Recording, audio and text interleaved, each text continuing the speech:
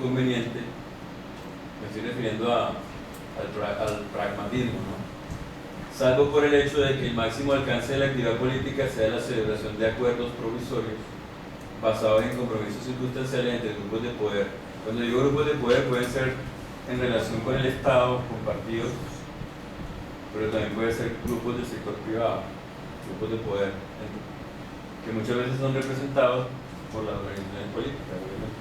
Entre grupos de poder con mayor o menor incidencia afianzada mediante resultados electorales, de manera que el grueso de la ciudadanía no se siente ni comprometido ni en conexión con proyecto alguno, lo que explica la apatía presente en ese aspecto de la vida social. Ahora bien, en la realidad no es parte de un conjunto, es decir, un mundo contemporáneo caracterizado por la individualización de la sociedad, que es distinto a la individualización de cada ser humano, y el utilizar al otro, la otra o el otro como instrumento de fines particular. Bueno, lo que pasa es que hubo como un paréntesis que se vivió en varios países, que fue la llamada década ganada, la primera década del siglo XXI, donde supuestamente se había generalizado eso, como pasó hasta los años 90, pero en el comienzo del siglo XXI hubo como una tónica diferente, más hacia una democracia que no fuese delegataria, y se generó una dinámica distinta, pero eso está en crisis otra vez ahorita.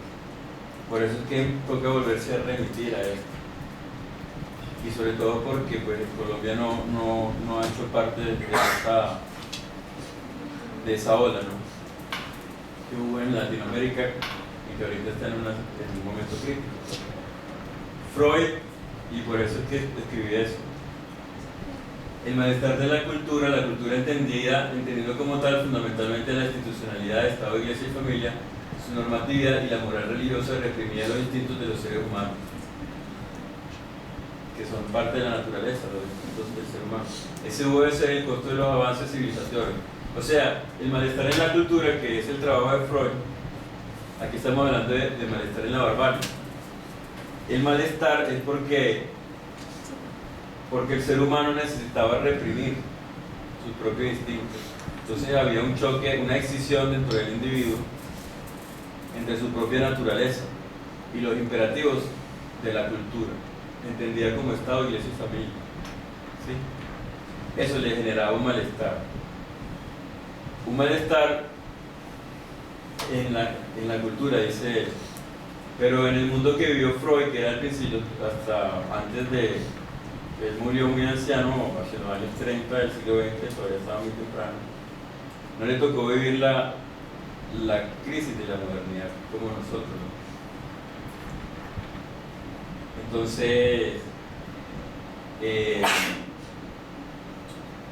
no le tocó ver este tipo de malestar al que vamos a hablar. Y a Freud todavía le tocó la época en la cual había como una frontera.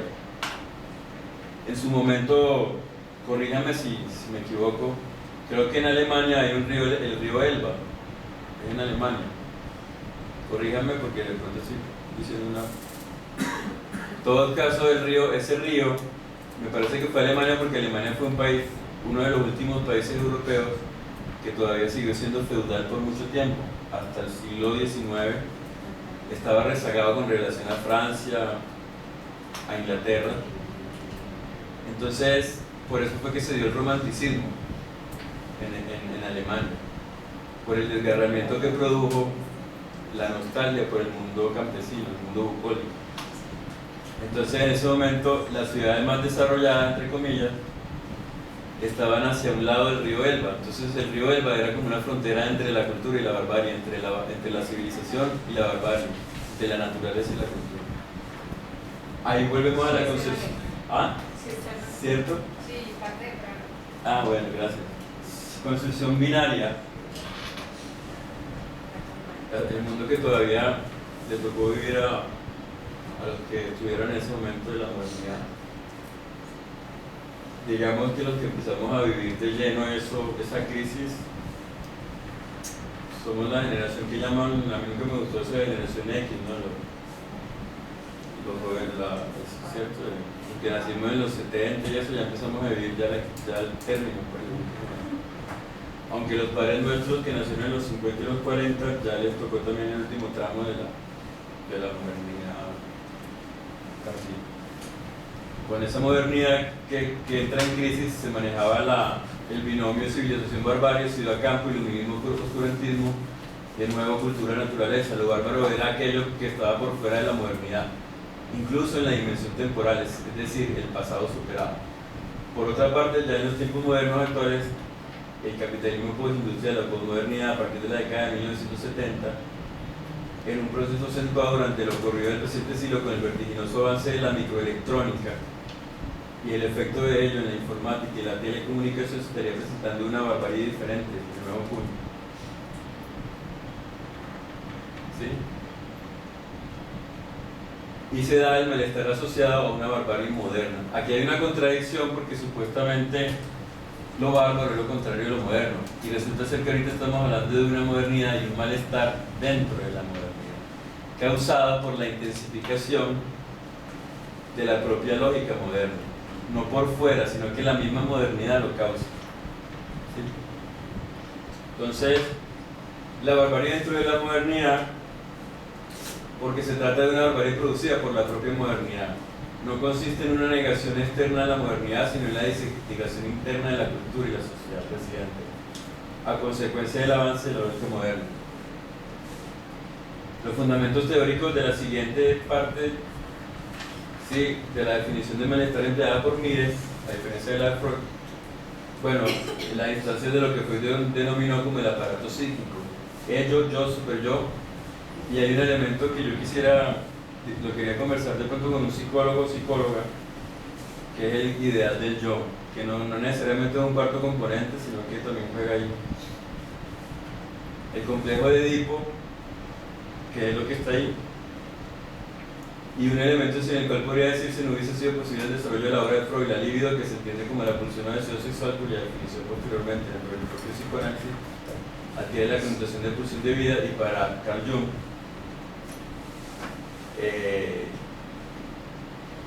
la energía psíquica. De alguna manera, Mires dice que entre Jung como Jung fue discípulo de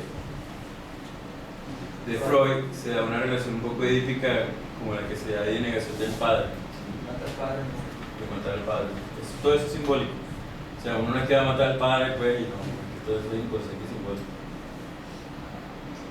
Bueno, vamos a recrear un poco. Más o menos tenemos presente lo que es el ello, yo y el super yo, ¿cierto? ¿Sí? Lo del aparato psíquico. Eso está en Totem y Tabú de Freud. Recordemos que el ello es interno, no tiene contacto con el mundo exterior y de contenido inconsciente. En él radica la satisfacción de las necesidades congénitas y el centro de los deseos e impulsiones, en permanente conflicto con el yo y el super yo. Según Freud, el yo es siempre infantil y también es analfabeto. El yo es externo. El yo es lo que somos cuando tenemos 1 año de vida, 2 años de vida, somos prácticamente puro ello, pura reacción emotiva, lo más básico. ¿Sí? Y entonces, a medida que empezamos a chocar, Matías, que es puro reacción, por ejemplo, un niño de 2 años, por decir un ejemplo, ¿no? Un sobrino, pero entonces un sobrinito pequeño. Entonces ahí tenemos que en la medida en que se dan los choques, con la realidad, como entrar a un kinder, se va a desarrollar el yo, que es la instancia psíquica de mediación entre el ello y el super yo, cuando se tiene que separar de la mamá, pues, se encuentra intentando conciliar permanentemente las exigencias normativas y punitivas del super yo con los intereses del ello por satisfacer deseos inconscientes en medio de las exigencias de la realidad. El super yo es la instancia moral enjuiciadora de la actividad yoica, el yo. Según Sigmund Freud, se va constituyendo a medida que se va procesando tratando de resolver el complejo. Aquí hay algo que yo estoy tomando cosas de Freud porque con otras no estoy para nada de acuerdo. Recordemos que Freud, y obviamente este es mi directo, no soy yo, pero yo tampoco estoy de acuerdo con el Freud que hablaba de que la mujer tiene como una castración por no tener falso, pues. Uno no tiene ese mismo punto de vista. Muchas cuestiones del Freud también están superadas también. Tampoco estamos de acuerdo con el tema de la histeria, que era prácticamente como endilgada a las mujeres, un comportamiento histérico. Otra cuestión muy machista, ¿no? Creo que el caso de Freud. Y otra cuestión que va contra, que es bastante polémica, que las etapas de la historia, él lo relacionaba con la madurez. Así como había madurez en los seres humanos, hay una madurez en los pueblos, de tal forma que los pueblos están primero en una etapa, entre comillas, primaria, primitiva, de lo mítico. O sea, eso es un ataque contra, se podría hacer un ataque flagrante contra la perspectiva del buen vivir y eso, o sea, de nuestro pueblo, porque decir que porque ellos puedan tener un pensamiento mítico, entonces están como en la infancia. Así lo veía Freud. Después del pensamiento mítico, en la adolescencia, una etapa intermedia que es el pensamiento religioso. Y después la tercera etapa ya adulta de los pueblos es cuando logran el pensamiento científico. O sea, yo no puedo calcar eso de Freud tampoco. Bien. Ok. Durante el proceso de resolución del complejo de Edipo se efectúa la internalización de normas, reglas y provisiones del padre y la madre. El resultado de ese proceso vendría siendo la internalización de la figura del padre. En el superior se presenta la cultura como fuente de pensamiento ético-moral. La tesis fundamental, donde él recurre a unos autores que voy a citar, pero no me voy a meter de lleno para no entender demasiado la disertación, es que para que el ser humano pueda desarrollar todo lo que es una integración a la ciudadanía, una internalización de unos valores culturales, tiene que rebelarse contra su propia paternidad para poder como individuo emanciparse y tener su vida propia. ¿Me entienden? Y todo eso es edípico. Hay una advertencia que se da, ¿sí?, donde eso no se da de la misma manera en todos los seres humanos. ¿Sí me entienden? O sea, ese esquema que aparece ahí no se da exactamente en todo el mundo. Se puede dar de diferentes maneras, pero básicamente es como una orientación. Inconscientemente, deseo a la madre, negación del padre, se va formando el yo con un odio, con una frustración